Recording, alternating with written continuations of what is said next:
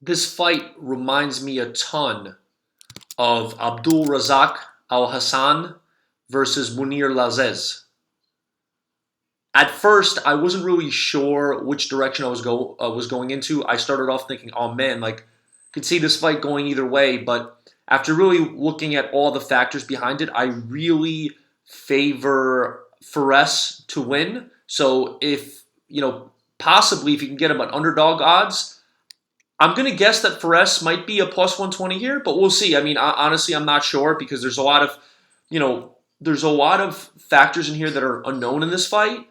But if I can, I would definitely grab Fares if he's gettable at decent odds. So a few notes. So one thing that I wanted to say that kind of goes that I like about Terrance McKinney is the fact that he's religious and he's an ex-drug addict. I know this sounds crazy, but fighters like Tyson Fury, fighters like Priscilla Cachoeira, something about them, like I noticed that the ones who are very religious and the ones who are ex-drug addicts, they're very mentally tough because if they can fight addiction and beat it, and if they believe in a higher power, I find that they never give up on themselves and they have amazing heart. I mean, that's just something I personally noticed. Those are just sometimes I'm like, oh, I like betting on these fighters, especially if they're underdogs.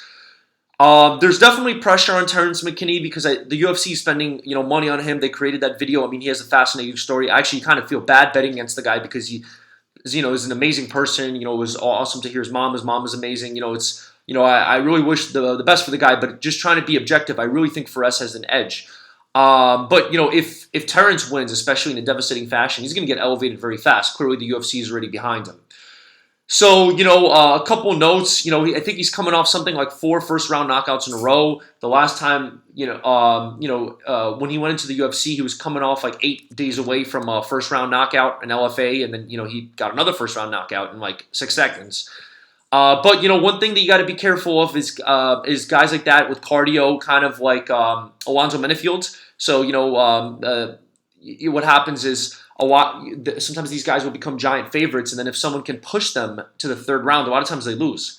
Again, similar to Abdul Razak Al Hassan versus Munir Lazez, and I was wrong because I had money on Abdul Razak Al Hassan by first round knockout because he was something like a minus 300 favorite, but I got him at like plus 105 if I bet by first round knockout. But the way I saw it wasn't that bad of a bet because if he was going to win, he was going to win by first round knockout. If he wasn't going to win, if it was going to go to the second and third round, most likely he's going to lose. So I thought it wasn't a bad play. Maybe it was worth like betting Wazez and then hedging it by betting Wazez and Razak by first round knockout. But going back to Terrance, the cardio might be a problem because he's a massive guy with huge power. Also, the way that he hits people, it's kind of interesting. He touches people, like almost like Alex Pereira or Sean Woodson. The way they touch you, and there's just a lot of power behind it. It's different from like someone like Piotr Jan from what's his name? Just people like Piotr Jan, people like Paulo Costa, people like Colby Covington. They really swing for the fences, and they don't really, I mean, Piotr does have some power, but I think people underestimate. I think his timing's really good, and he's more of a volume puncher. Mind you, he's my favorite fighter in the UFC, but I'm just saying that he doesn't really have that touch of death that some guys have, like Deontay Wilder. Like those guys, almost seems like they're just touching you, but you just go out to sleep. So I think the size discrepancy will be big for Terrance. Fares is a very lean guy. I don't think he cuts that much. I mean, if you look, him and Joel Alvarez are about the same height, but look at the stature difference. Joel Alvarez, jacked, has a lot more muscle. Fares is a lot leaner, which can kind of give you the advantage in terms of cardio, be able to take a shot better. I think Fares' last fight may have prepared him well for Ziam because he got dropped in that last round against Luigi Vendramini, who went for it, and he was able to recover. And he recovered well. He got up off, and he was careful. I mean, he was definitely I think he got wobbled a couple more times, but he did well, and he's getting better and better with that takedown defense. So mental fortitude might come into play here. If Fares doesn't go away in the first round, because if you're in the first round, it's like playing with dynamite with Terrance McKinney. But I think Fares would take over round 2 and 3. Especially in a technical way, perhaps even get a finish. The X factor is the wrestling, though.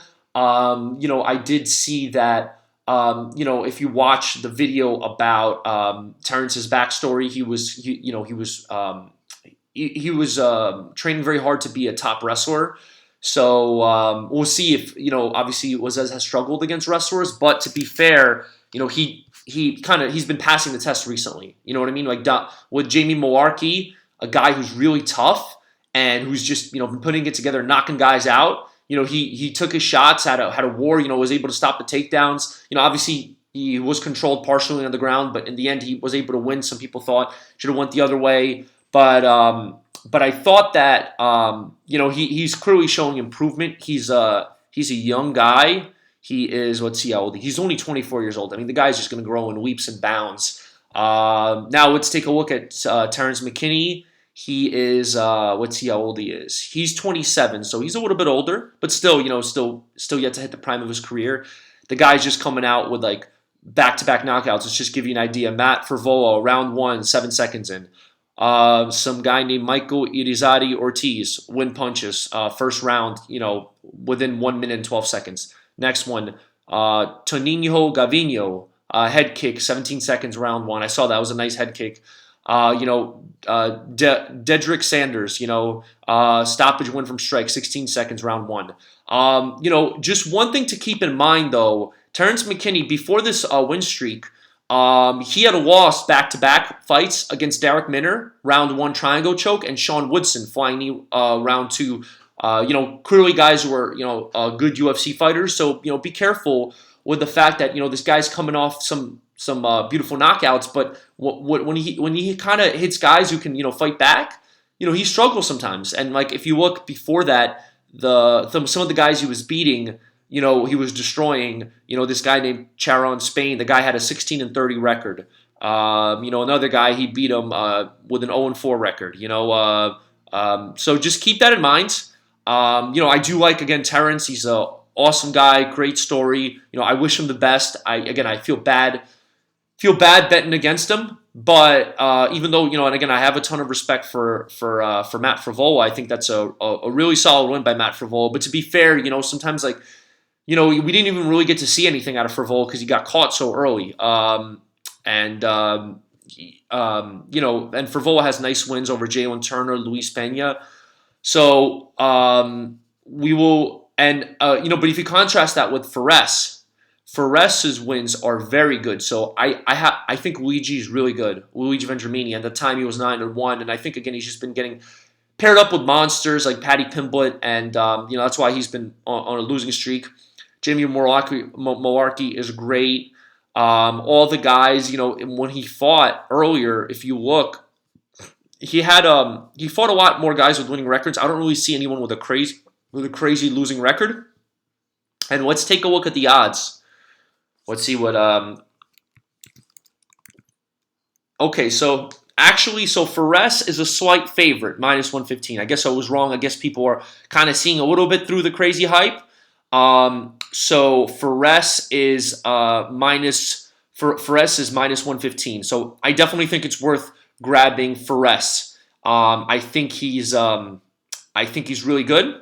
If he avoids getting knocked out early, or something crazy happening, I do see actually it's kind of wild that Terrance had a heel hook victory, which is kind of interesting, But yeah, if he can avoid something crazy happening, I think he perhaps he loses round 1. And then he just kind of takes over in round 2 and 3. So that's how I see the fight going.